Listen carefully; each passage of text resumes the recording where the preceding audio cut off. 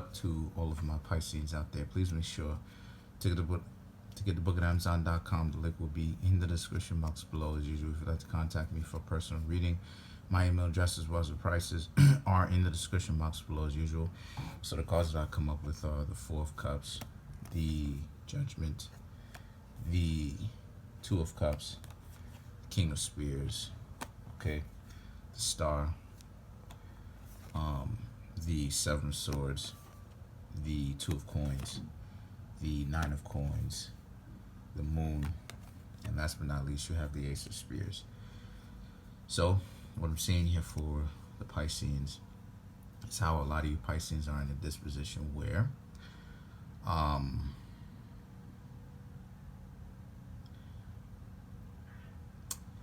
if any of you Pisceans are dealing with someone right now as you're watching this video, you have to understand that this person has a very deep-seated fear of being in a relationship with you, because they have an identity crisis where it's a freedom thing. You know, they want the freedom, right, of being their own person, but then at the same time they still like you and want to be with you.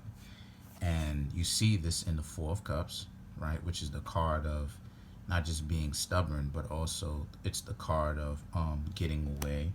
You see it in the Star card, which represents bamboozlement to a certain extent.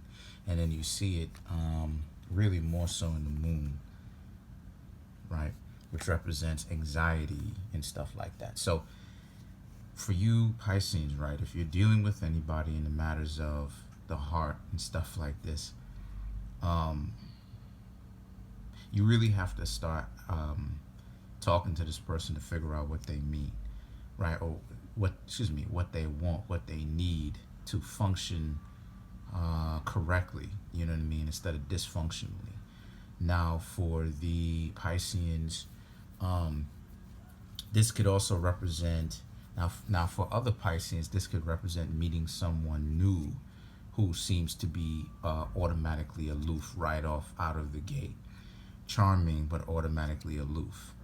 And the Wheel of Fortune and the Hangman represents how this is good, because the Wheel of Fortune and the Hangman represents separatism, or a certain level of separateness from between yourself and that person, which is great, because you now have the time in the world, right, to be able to sit back and observe them and really watch them, to find out if that time away from them is really something that you want, if you really want them, you know, because you know how sometimes with stuff like this, you're so into, you're too close to a situation, you're so into someone to the point where, you know, you deliberately ignore the messed up traits about them, right? And what you need is time and patience, right? Time and patience, Capricorn and Cancer.